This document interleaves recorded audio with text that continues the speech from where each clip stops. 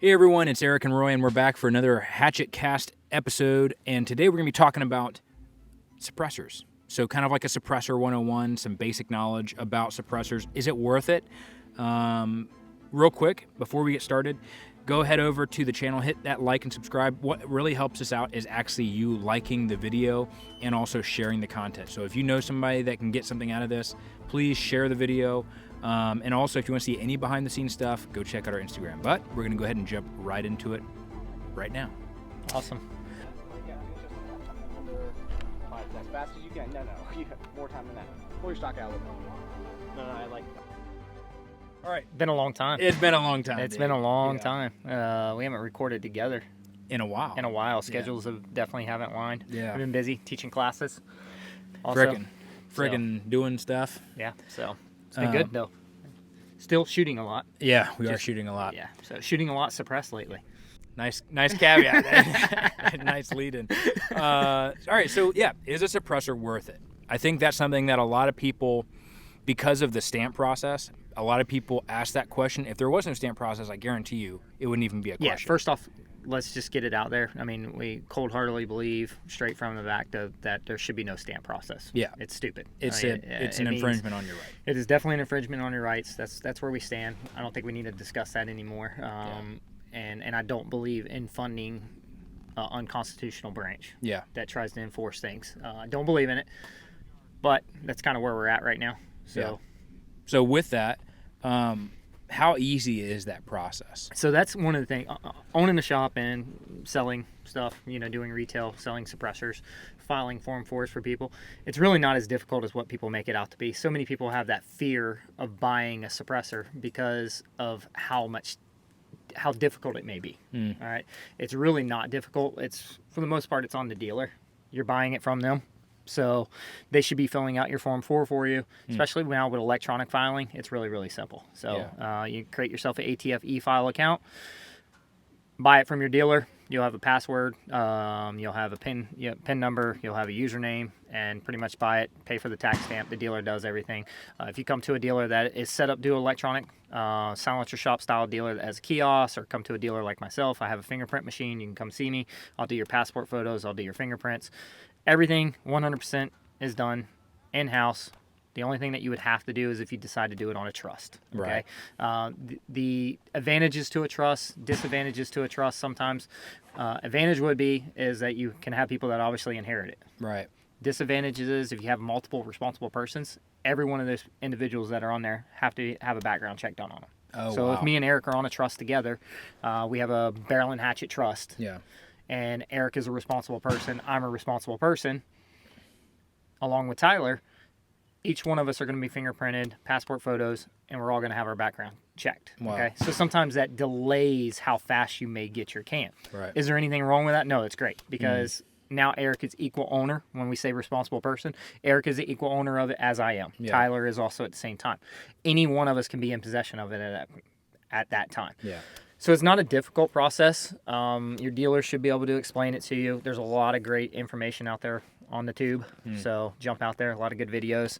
Silencer Shop has done a fantastic job. Silencer Co., Dead Air, pretty much all the major suppressor companies have done a fantastic job of explaining how to make it easy. Yeah. It's not anything difficult. Time consuming, yes. E-file has definitely cut down on times. The days of the 90-day quick turnaround on e-file, I don't think no longer exist unless you just get lucky. Yeah. So you're probably still looking at 6-7 months. Yeah. Is what I've been seeing. But it's still better than 13-14 months on what used to be paper forms. Right. So it does suck. You're making that investment, whatever you buy your can for, and then paying the government an unconstitutional tax stamp, and then waiting 6-7 months before you can actually take possession of it. Right. So that is the crappy part, but not difficult. So, I mean, kind of going through that process, is a can worth it? What are some of the advantages? And you and I know, I mean, we shoot almost suppressed all the time. So let's talk disadvantages real quick. Yeah. Some disadvantages to a can and something to keep in mind. One of the disadvantages is a lot of cans create a lot of blowback. Yeah. Okay. So your exposure to carbon and lead and stuff like that definitely increase. So from a health standpoint, shooting suppressed quite a bit, especially if you're shooting suppressed indoors. You're going to be absorbing a lot of that in. So that does kind of suck. Yeah. So there is a disadvantage to it from that. Other disadvantages, really, I mean, in my personal opinion, I don't really think a whole lot of other that there are out there besides weight and how much you're having to pay for it. It's an additional cost. The $200 tax stamp being a disadvantage. But outside of that, yeah, you definitely absorb into your body. I would highly suggest if you are shooting suppressed a lot to definitely get your lead levels checked. If you are shooting suppressed or if you're just shooting a lot, you should get your lead levels checked just for your personal health. Check where your blood's at. That is definitely something that you will absorb more into your body is that blowback in your face. So one disadvantage for sure. Yeah, so, I usually shoot with my mouth open too, so that's probably not a exactly. good thing. You're a lefty also. So, and we shoot gas guns for the most part. Yeah. So bolt guns are obviously a little cleaner. Yeah. So. Yeah. So that's something that, like, I mean, disadvantage, like, and that's why when Roy and I are. And the reason why, not to interrupt you, one of the reasons why I say that is if you're an individual that does have health conditions and you're really acceptable to certain things like that, lead levels. If you're a pregnant woman, I would stay away from it. You know, things like that. So, you know, a lot of people don't think about that, but younger kids. Yeah. You know, shooting. You got your 10-year-old son. You want to take him out and shoot. You know, you might think about how much you're allowing them to potentially shoot suppressed, even though it's good for their hearing. Yeah. There's a positive side there. They still wear hearing protection. Yeah. Because it is needed, but you want to limit the exposure. So maybe put them on like a bolt gun or something like that. Exactly. Yeah, like a little 22 bolt gun or whatever it may be. Yeah. Yeah. So one of the things that, I mean, going kind of with that disadvantage of and being a lefty, like that's why Roy and you and I talk so much about how well something is gassed because of that reason. Like when there's a good regulated gun and a good like the gassing of it is so good, is I get a lot less gas. When it's a normal rifle or normal gun, I eat that gas all day long because most guns are overgassed, and then you throw the suppressor on it, it just amplifies that gassing. Exactly. So having an appreciation for really well-tuned guns that are regulated very well. And there's a lot of manufacturers that are spending more time now and doing that are tuning. More and more people are shooting suppressed. You have ways of doing adjustable gas blocks, things like that. I'm not a huge fan of adjustable gas blocks. We'll go down that road another day. Yeah. But barrels themselves are being tuned a little more properly. Bolt carriers are being tuned a little more properly now. So you're not absorbing as much back in your face constantly compared to what it used to be. Can technology is getting a lot better now. You have newer design type cans like 3D printed. 3D printed like the Huxworks. 556K flow through can. You know, most of the gas is actually exiting forward. Yeah. So your dBs, your levels, how the sound is going to be might be a little louder just because you do have gas exiting. So, So as far as, let's talk about that real quick. I think a misconception about suppressors when it comes to like 5.56 or 7.62, those 30 cal cans is, man, how silent is it, right? How quiet is it? I think this misconception of it's a silencer. You have something that's still breaking the sound barrier. Yeah. Okay. So there's still gas pop. There's still that crack. And you take certain rounds like 5.56, which is, you know, very fast, very supersonic-ish. Yeah, supersonic. It has that ear piercing type crack. For any of that have made the mistake before, like myself, or grew up as a younger child, shooting a lot, and not necessarily wearing hearing protection. Yeah, who needs that? Who needs that? Yeah. Lesson learned for sure. Definitely wear your hearing protection. I wear hearing protection and shoot suppressed. Yeah. So I always, for the most part, you guys will see us in some videos where we don't have our ears on and shooting suppressed, but for the most part, I try to still wear, you know, some type of ears, whether it's foamies that I'm plugging in, because it's not that quiet. Yeah. It really is not. No. It does not. You have to get into like subsonic 22 or 45 or 300 blackout subsonic. You start getting subsonic rounds, 9mm subsonic. Yes, then we get really quiet. Yeah. And sometimes even movie quiet. Yeah. There are few loads, few cans, integrally type suppressed barrels. That gets a little more complicated into things. But the way the gas bleeds in the can and stays in the can. The longer that you can keep the gas in the can, the quieter it's going to be. Yeah. The more gas that flows out of the can, the louder it's typically going to be. Yeah. So I know for the way that on a defense side, for a military side, the can is looked at as a survivability tool, and it's not necessarily the sound dBs that we're looking for, but it's the tone of the can that's important. So a very good, well-made can will have a good, solid tone, and it's to disperse the sound of where a shot's coming from. Yeah. Right. So like, if we were shooting at bad guys or bad guys were getting, it's hard to distinguish what direction the shot's coming from because it has a good tone. It disperses that sound enough to make the shot indistinguishable in terms of direction. So that's something that is really nice. Which is kind of, as we're moving into the positives, that's a good positive. Yeah. And something to talk about tone is I get asked the question a lot. It's like, oh, I want the quietest. I want whatever's going to be whatever's going to sound the best. Right. Okay. Yeah. What sounds the best? It doesn't matter how much money it costs. Yeah. Give me the can that sounds the best. Yeah. Well, what sounds good to me may not sound good to Eric. Right. Every can has a little bit of a different tone to it. So what you hear and what I hear are two different things. Right. What I think may sound really, really good is it. You can go off specs. There's plenty of channels, guys. We're not one of those channels that we don't have the money for the equipment to test DBs. Mm-hmm. But you got Mr. Guns and Gear. You got Mac. You got all these guys out there. You got a lot of channels that do Otter Creek, right? Otter Creek. I think so. Yeah. Yeah, he does a lot of testing too. Actually, he gets really into the science side of it. Yeah. Definitely worth checking out. So there's a lot of guys out there that have the money invested in equipment. So if you want to read DBs and you want to see all that kind of stuff and you want to see those side by side comparison between what is going to be the lower amount of DBs, which is going to sound or quieter, not necessarily sound because tone is what you hear. Right. Check those channels out for that kind of information. But yeah, tone is a big thing. Yeah. Changing that tone when it comes to like you're talking about from a hunting standpoint. Mm-hmm. If I'm out hunting hogs, not necessarily knowing which direction the shot's now coming from. Yeah. And to a survivability standpoint. Yeah. Changing that direction of where the tone is also coming from because you can't necessarily tell. Yeah. So kind of also going into the kind of going into that positive. How many times did I just say tone? Tones, probably, I don't know, a lot. A lot. I didn't really notice. It felt someone counted up. it felt so natural. Felt so natural. So as far as the most common types of cans that we see is going to be 30 cal. And what range of calibers does that cover? And then obviously 5.56 is a really popular can. So when you're talking about buying a can, first off, one of the questions I always ask is what are you trying to suppress? What are you trying to put it on? Yeah. Okay. Well, I want to be able to run 22 to my 4570. Right. Okay. Well, yeah, there are hybrid cans out there. Mm-hmm. Silencer Co. has like the hybrid 46, and you can change end caps, you can change things like that. Thing to consider about a hybrid can, it doesn't do anything great. It's general purpose. It's general purpose. Yeah. Okay. We talk about our general purpose rifles. Yeah. Okay. They kind of generally do everything okay.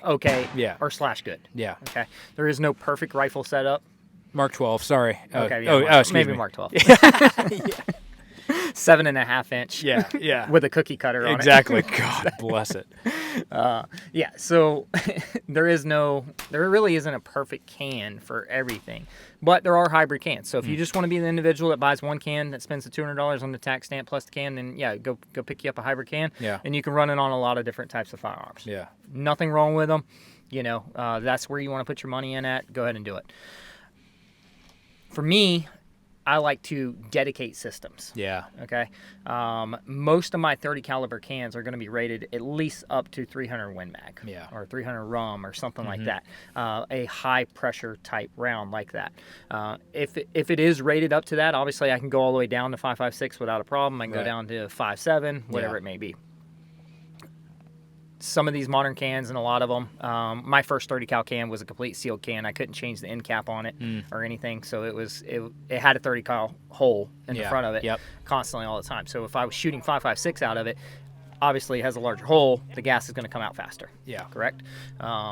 So the tone of it and its sound isn't necessarily as good. Yeah. Well, I mean, I will say, on the other hand, it also depends on your manufacturer. Like we've been testing the Liberty Precision Machine can, that 30 cal can. Exactly. We put on a 5.56 gun, and it's like dude, Well, and this that's thing where is that's so what, that's what I was quiet. going to go back into too. Yeah. Is with the technology and the way baffles are, and then how much volume. Yeah. How much volume that they have. They may have a larger hole on the front side if you're buying a 30 cal can because you want to run it on your 5.56, but you got a 308 bolt gun. Yeah. You got a 300 Win Mag that you want to go hunting with, or whatever it is that you have these multiple setups, and you just want to be able to move them from rifle to rifle. Right. Okay, which is great. There's nothing wrong with that. Something that can handle that 300 Win Mag and that 300 rum or whatever it may be that you have is typically going to be a little bit higher volume can. Which is going to absorb that gas on the front side with your 5.56 and those smaller bullets very, very well, and they're going to have a good sound to them. They really will. But you're going to be sacrificing a little bit of size. Yeah, and weight. And weight may. Now there's like the Liberty can. The Liberty can is very light. It's not that heavy. Yeah. Okay. So you do have different metals. Right. That start to lower the weight on it, but if we start to get really, really light, like the Silencer Go Harvester, you're gonna start to sacrifice some durability because it's not built for repetitive firing of rounds, one right after another, one after another, building up a lot of heat. Can't have everything. Correct. You can't have everything. Versus like if you take a Surefire, RC1 or even an RC2, we'll say the RC2 because RC1s, they're still. I mean, you guys still have RC1s right at your unit. Yeah. Yep. So. Still kicking along. Yeah. RC2s, they're built very, very strong, very, very tough. But once again, doesn't do everything perfect. So. Yeah. No, I mean, that's definitely something that you talk about, the durability, and I think the big thing that Surefire series of cans brings and why they've been so successful in the military side is just the durability. It is a heavy-duty can. Yep. Obviously, if you run any can full auto, obviously you're going to see failures and stuff like that and strikes on the baffle. But like at that point, you have to ask yourself, are you abusing the equipment? I mean, we've had the RC2 from an old homie, Reagan, get literally glowing. We thought it was glowing under night vision. No, we took the night vision off, and it's no joke glowing. I was like, hey, brother, it's maybe take a little break. We'll have to roll some B-roll in, and you can actually see the burn line around the center of the can. But it held up, no droop and no baffle strike, so that was impressive.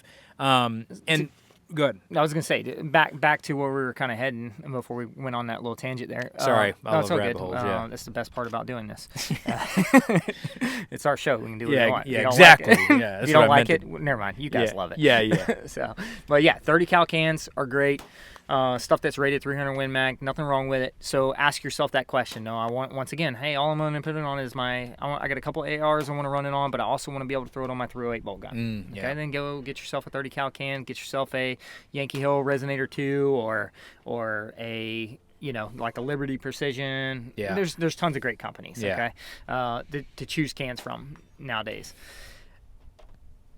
You're going to sacrifice a little bit. You're going to weight, size, length, stuff like that.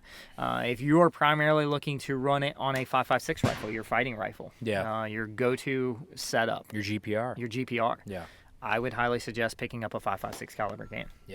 I own way more 5.56 cans than I do 30 cal cans. I notice also it's easier once you get that first one out of the way. You can run that on your guns, your 30 cal can, and then you can put in for a 5.56, and then it makes it a little bit easier because you're already running a can. If you're the individual that says, hey, I want to have a few of them, then get yourself that 30 cal can first, and then your second time around buy yourself a 5.56 can. Most individuals, I'm going to tell you guys right now, you may be the individual that sat out there and said, hey, you know what, I'm only going to buy this one can. No, you're not. You're going to buy two. Unfortunately, we have this disease in us that we continue to fund our government. And it sucks. But we all have the addiction.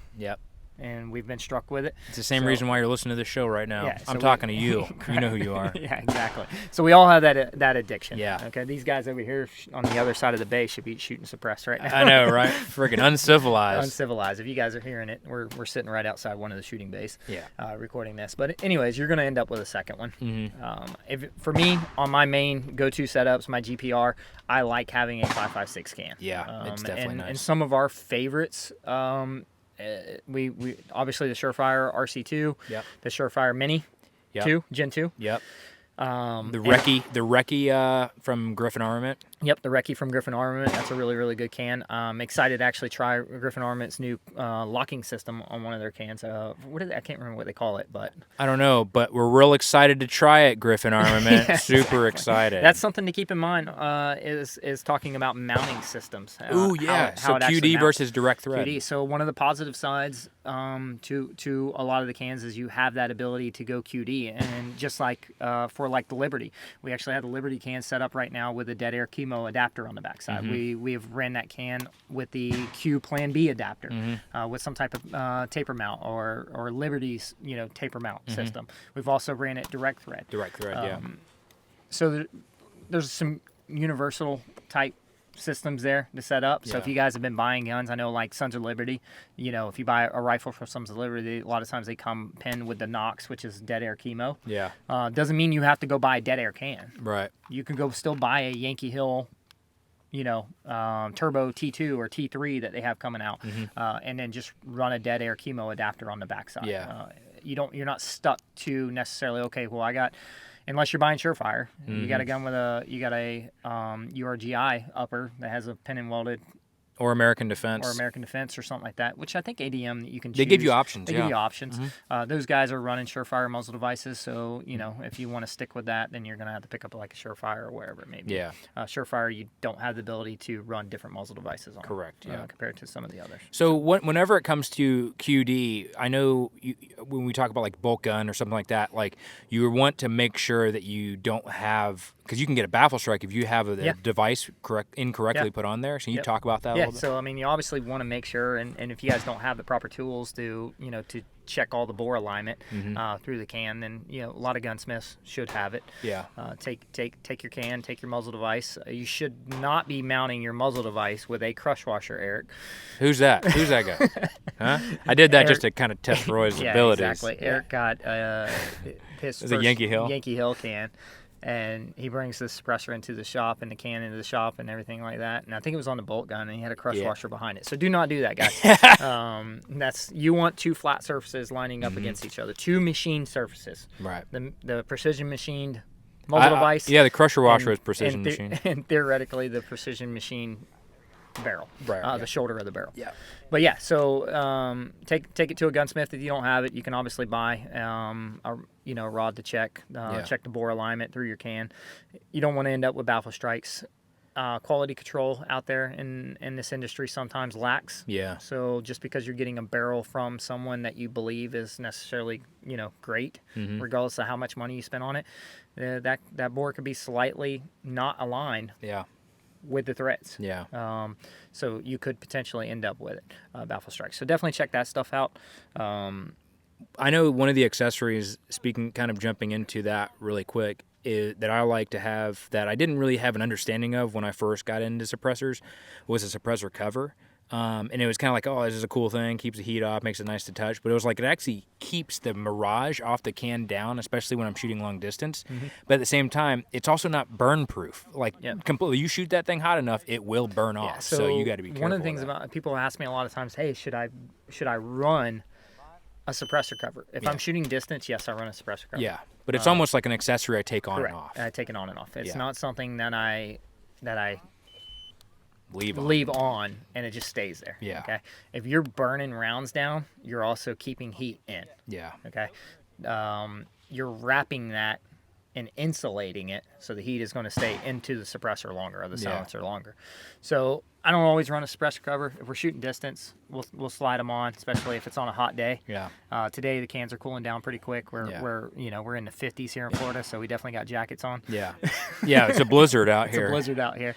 I do run mine. I'll run a suppressor cover if like I'm doing recce type stuff. I'm walking through the woods and I'm trying to camouflage up. Instead of painting the can, I will put the suppressor cover on it. Talk about painting a can. Yeah. When we talk about recce type stuff or just in general, the amount of smell. Yeah. When you talk about stop, listen. Stop, look, listen, smell, feels. Yep. When you talk about that, painting your cans, guys, we definitely believe in painting stuff. Yeah. But you paint your can, you're going to smell it forever. Yeah. Yeah. It doesn't go away. And it smokes pretty heavy. Bad. Yep. I did it. I made a mistake. and did it one time, so I had to hit some brake cleaner on it and get it all off. But it doesn't go away even 6 months down the road, and you're trying to still bake it on. You can definitely smell it. If you want your can colored, have someone Cerakote it. So, Surefires, Dead Airs, a lot of companies are Cerakoting their cans, FDE or whatever. But yeah, you can throw the suppressor cover on it and kind of camo it up. I don't leave mine on there all the time, just for the fact of the amount of heat up. You'll actually start to create some moisture too, between the two barriers. So, yeah. Well, I mean, that's something that, like, I know a lot of folks were asking about cans, and hopefully some of your questions were answered with that. But if you do have any questions, or you're in the local area, in Plant City, Tampa Bay area, come check us out at the shop, and we can get your fingerprints and all that stuff done there. Speaking of, also, like, we're holding the GPR class tomorrow, or scope carbine. Today is November the 19th, so for you guys. 2022. 2022. Yep. But we're if you guys want to come out and train, something that really helps out is when we shoot at night, specifically, having that can on there, and certain cans create more flash. So kind of like that muzzle device with a brake versus a flash hider. Some flash hiders and some suppressors are better than others at hiding flash, which helps out a lot with night vision. Helps directing that blast forward. I'm shooting on the ground near dirt, dust, and it kind of keeps that away from me. So there's just so many pros and cons, but you can't figure that out unless you go train. So it's good to go take a class, and you can check our training schedule about when we're hosting classes and sign up for those and train with me and Roy. Yeah, most definitely. And I mean, shooting, I definitely recommend getting a suppressor. Yeah. Dude, I hate paying the tax stamps. I've said it 10 times already, but it's definitely worth it to answer that question at the beginning. And getting, if you are an individual that spends a lot of time on the range shooting around other individuals, if you're taking a lot of classes, if you want to get into taking night classes, it's almost a necessity behind nods. You don't have to have it, but it's nice. At some point in time, we probably will make it a requirement in our night vision class. We definitely don't allow muzzle brakes. But flash hiders are currently okay, but in the future we probably will require some type of suppressor, just for the fact of, even if you don't have them, we have them for usage and rental, stuff like that. Well, speaking of which, the night vision class that we offer, the Ghost Fighter Alpha night vision class, is sponsored by Advanced Night Vision. So if you are going to think about investing in night vision, then come to our class. This is not only an opportunity to try before you buy, but train before you buy and invest, and really see the capability that it brings. And there's so many times we see guys that buy and invest in night vision, don't have any idea how to use it. They get frustrated and they sell it or put it away and never use it again. So please come out and train with us. Baseline pistol, red dot classes, scope carbine, night vision. We'd love to see you guys. If you want to check out our store, we still got ghosts in stock, I think.